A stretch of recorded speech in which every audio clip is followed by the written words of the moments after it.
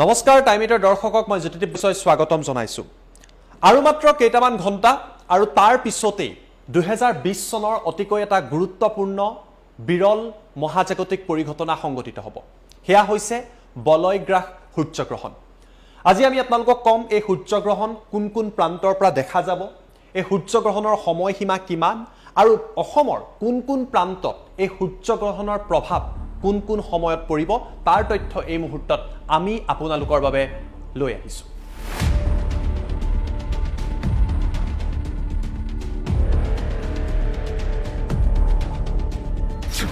21 জুনত বলয়গ্ৰাস সূৰ্যগ্ৰহণ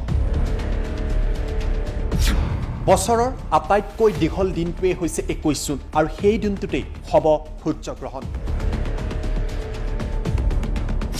দেওবাৰে পুৱা 9:16 এই সূৰ্যগ্ৰহণ আৰম্ভ হ'ব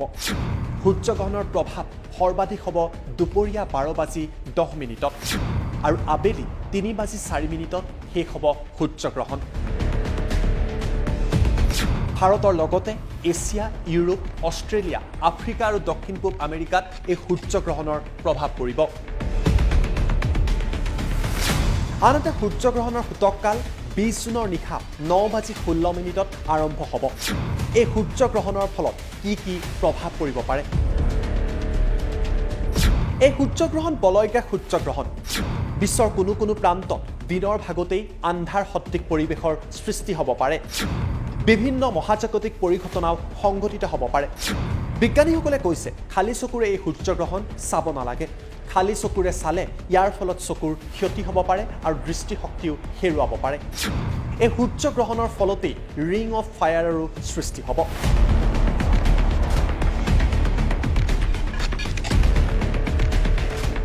অসমৰ কোন কোন প্ৰান্তত কিমান সময়ত দেখিবলৈ পোৱা যাব সূৰ্যগ্ৰহণ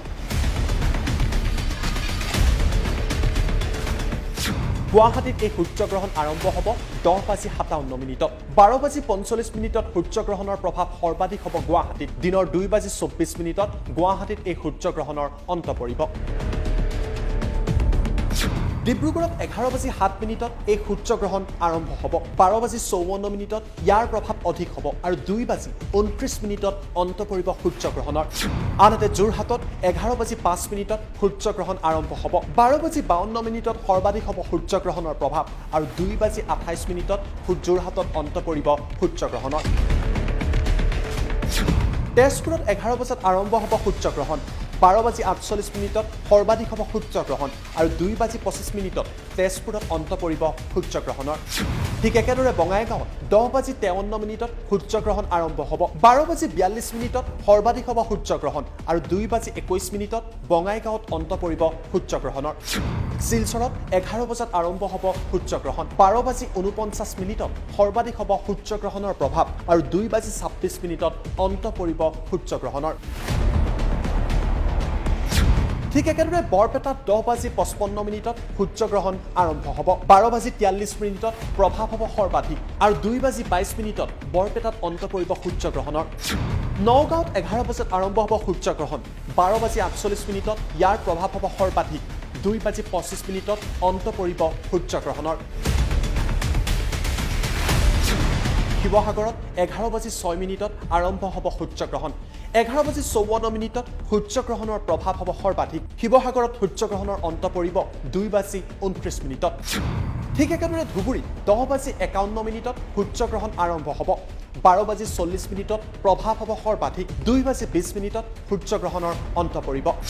কোকৰাঝাৰত 10:52 আৰম্ভ হ'ব সূৰ্যগ্ৰহণ 12:41 প্ৰভাৱ হ'ব সৰ্বাধিক আৰু 2:21 অন্ত পৰিব সূৰ্যগ্ৰহণৰ ডিমা হাছাওত 11:01 আৰম্ভ হ'ব সূৰ্যগ্ৰহণ 12:50 ইয়াৰ প্ৰভাৱ হ'ব সৰ্বাধিক আৰু 2:26 সূৰ্যগ্ৰহণ অন্ত পৰিব তিনিচুকীয়াত 11:05 আৰম্ভ হ'ব সূৰ্যগ্ৰহণ 12:52 প্ৰভাৱ হ'ব সৰ্বাধিক অন্ত পৰিব 2:28 গোলাঘাটত 11:04 আৰম্ভ হ'ব সূৰ্যগ্ৰহণ 12:52 প্ৰভাৱ হ'ব সৰ্বাধিক গোলাঘাটত সূৰ্যগ্ৰহণৰ অন্ত পৰিব 2:28 হাইলাকান্দিত 11 বজাত আৰম্ভ হ'ব সূৰ্যগ্ৰহণ 12:49 ইয়াৰ প্ৰভাৱ সৰ্বাধিক হ'ব 2:26 হাইলাকান্দিত অন্ত পৰিব সূৰ্যগ্ৰহণৰ কৰিমগঞ্জত 10:59 আৰম্ভ হ'ব সূৰ্যগ্ৰহণ। 12:48 ইয়াৰ প্ৰভাৱ হ'ব সৰ্বাধিক আৰু 2:25 কৰিমগঞ্জত অন্ত পৰিব সূৰ্যগ্ৰহণৰ। হোজাইত 11 বজাত আৰম্ভ হ'ব সূৰ্যগ্ৰহণ। 12:49 হোজাইত হ'ব সৰ্বাধিক। হোজাইত 2:26 অন্ত পৰিব সূৰ্যগ্ৰহণৰ। এই সূৰ্যগ্ৰহণৰ প্ৰভাৱ এইদৰে অসমৰ লগতে ভাৰতৰ আন বহু প্ৰান্ততো পৰিব। এই সূৰ্যগ্ৰহণক লৈ ইতিমধ্যে বৈজ্ঞানিকসকলে বিভিন্ন পৰীক্ষা নিৰীক্ষাও কৰিব, কিয়নো দীঘলীয়া সময়ৰ বাবে হ'ব বলয়গ্ৰাস সূৰ্যগ্ৰহণ। এই সূৰ্যগ্ৰহণক লৈ জ্যোতিষশাস্ত্ৰৰো বিভিন্ন মত আছে, কিন্তু বৈজ্ঞানিকসকলে কৈছে এই সূৰ্যগ্ৰহণৰ প্ৰভাৱ পৃথিৱীৰ লগতে সমগ্ৰ বিশ্ব ব্ৰহ্মাণ্ডতেই পৰে। সূৰ্যগ্ৰহণৰ সময়ত আপোনালোকে খালী চকুৰে সূৰ্যক নাচাব আৰু খালী চকুৰে চোৱাৰ পৰা আঁতৰি থাকি নিজকে সুৰক্ষিত কৰি ৰাখক। Bureau report, time 8।